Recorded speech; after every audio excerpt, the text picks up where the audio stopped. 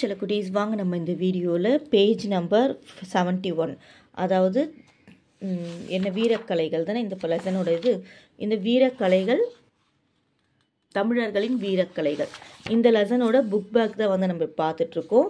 கண்டிப்பாக இந்த பயிற்சிலாம் நீங்கள் பண்ணிங்கன்னா தான் வந்து உங்களுக்கு ரொம்ப யூஸ்ஃபுல்லாக இருக்கும். பின்வரும் பாடப்பகுதியை உரிய ஒலிப்புடன் பொருள் விளங்கவும் விரைவாகவும் படித்து காட்டுக அப்படின்னு சொல்லியிருக்காங்க. நம்ம படித்து பார்க்கலாமா?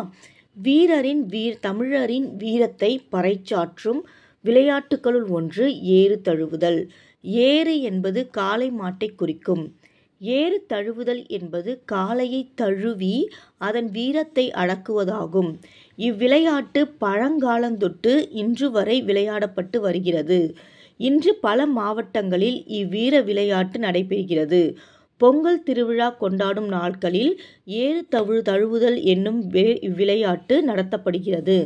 ஜல்லிக்கட்டு, மஞ்சு விரட்டு என பல பெயர்களிலும் இது அழைக்கப்படுகிறது. பாருங்க, ரொம்ப அழகாக இந்த ரீடிங் வந்து நீங்கள் படித்து முடிச்சிடுறீங்க.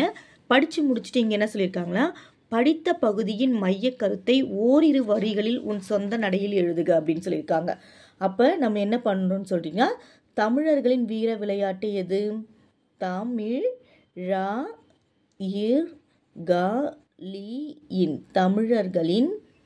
வீர விளையாட்டு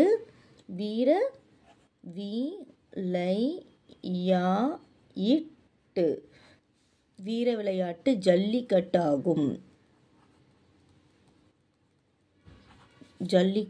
ஆகும். இதற்கு மஞ்சு விரட்டு என்ற பெயரும் உண்டு. மஞ்சு விரட்டு என்ற பெயரும் உண்டு.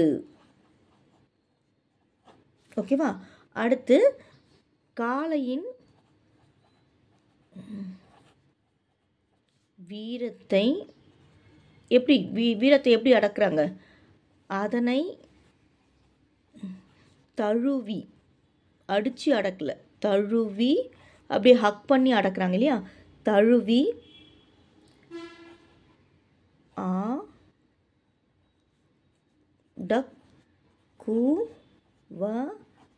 அடக்குவதே இதன்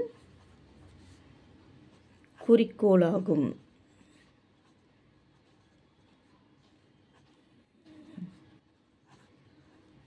ஓகேவா? 2 வரி தான் எழுத சொல்லியிருக்காங்க, அதனால் நம்ம இந்த அளவுக்கு எழுதிட்டா போதும்.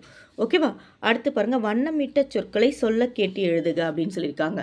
பறைச்சாற்றும், ப ரை சா